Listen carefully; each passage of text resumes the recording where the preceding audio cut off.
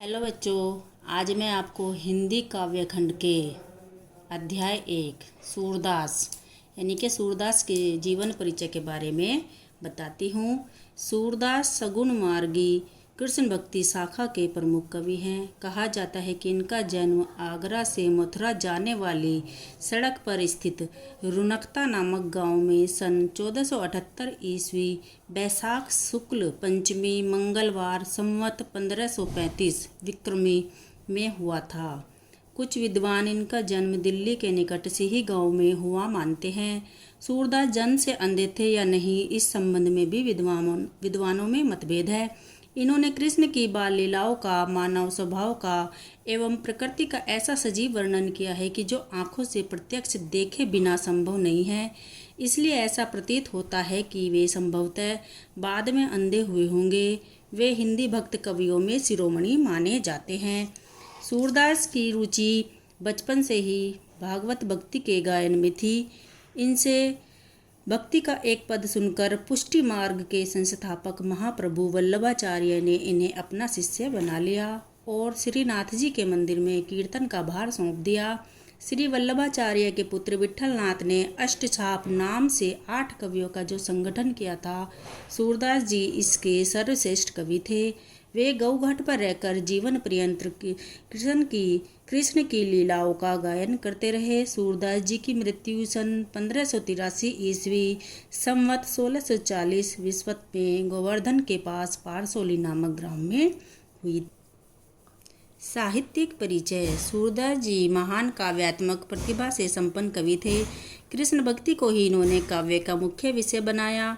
इन्होंने कृष्ण के सगुण रूप के प्रति सखा भाव की भक्ति का निरूपण किया है। इन्होंने मानव हृदय की कोमल भावनाओं का प्रभावपूर्ण चित्रण किया है। अपने काव्य में इन्होंने भावात्मक और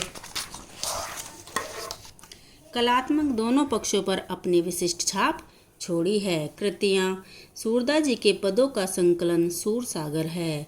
नंबर 1 सूरसागर। सूरसागर के 1.25 लाख पदों में से अब लगभग 10,000 पद ही उपलब्ध बताए जाते हैं, जिनमें कृष्ण की बाल लीलाओं, गोपी प्रेम, गोपी विरह, उद्धव, गोपी संवाद का बड़ा मनोवैज्ञानिक एवं सरस वर्णन है। संपूर्ण सूरसागर एक गीति काव्य है। यही ग्रंथ सूरदास जी की कीर्ति का स्तंभ है।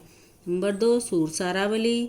इसमें 1107 पद हैं। यह सूरसागर का सार भाग है। नंबर 3 साहित्य लहरी। इसमें 118 दृष्टकूट पदों का संग्रह है, यानी कि ये 3 कृतियाँ सूरदास जी की प्रसिद्ध हैं: सूरसागर, सूरसारावली और साहित्य लहरी। अब है भाषा शैली। सूरदास जी ने अपने पदों में ब्रज भाषा का प्रयोग किया है। इनके सभी पद गीतात्मक हैं, जिस कारण इसमें माधुर्य गुण की प्रधानता है।